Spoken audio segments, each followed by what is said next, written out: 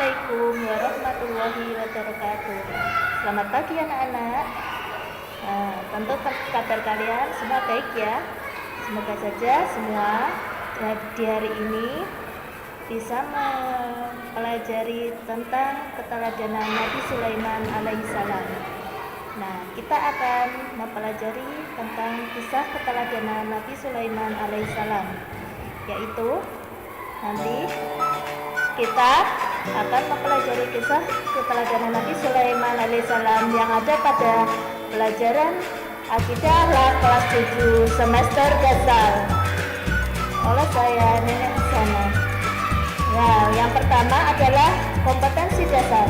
Dalam kompetensi dasar nanti yang akan kita tuju adalah menghayati kisah keteladanan Nabi Sulaiman alaihissalam, menunjukkan kisah kasih sayang dan tawadhu sebagai implementasi kisah keteladanan Nabi Sulaiman alaihissalam, menganalisis kisah keteladanan Nabi Sulaiman alaihissalam, menyajikan kisah hasil analisis sifat-sifat keteladanan Nabi Sulaiman alaihissalam.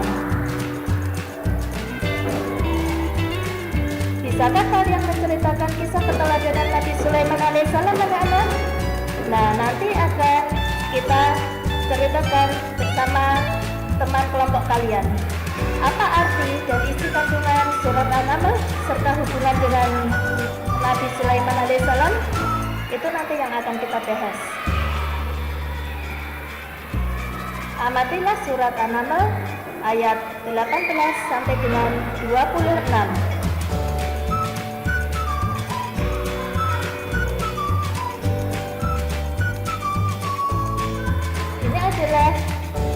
Ini kisah tentang surat An-Naml.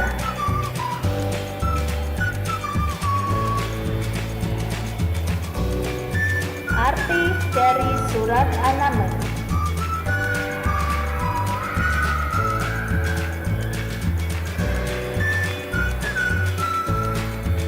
Isi kandungan surat An-Naml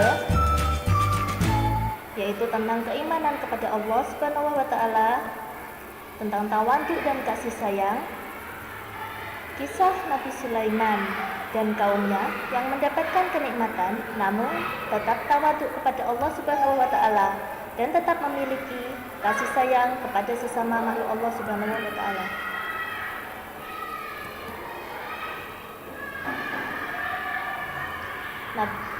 Nabi Sulaiman alaihissalam, yaitu siapakah Nabi Sulaiman alaihissalam itu?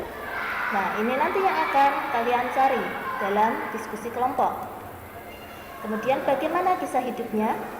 Nah, hal ini harus sesuai dengan kisah yang ada di dalam Al-Quran. Nah, ini nanti yang akan kita kaji.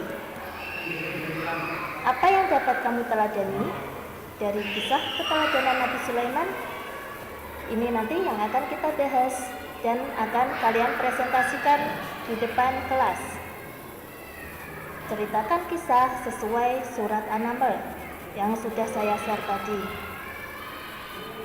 Bagaimana tentang kisah tentang Ratu Bilqis yang akhirnya mengakui akan kebesaran Allah Subhanahu wa Ta'ala, itu juga akan kita bahas. Nah, untuk membahas hal-hal ini nanti akan diadakan dengan diskusi kelompok. Nah, cukup sekian anak-anak. Assalamualaikum warahmatullahi wabarakatuh.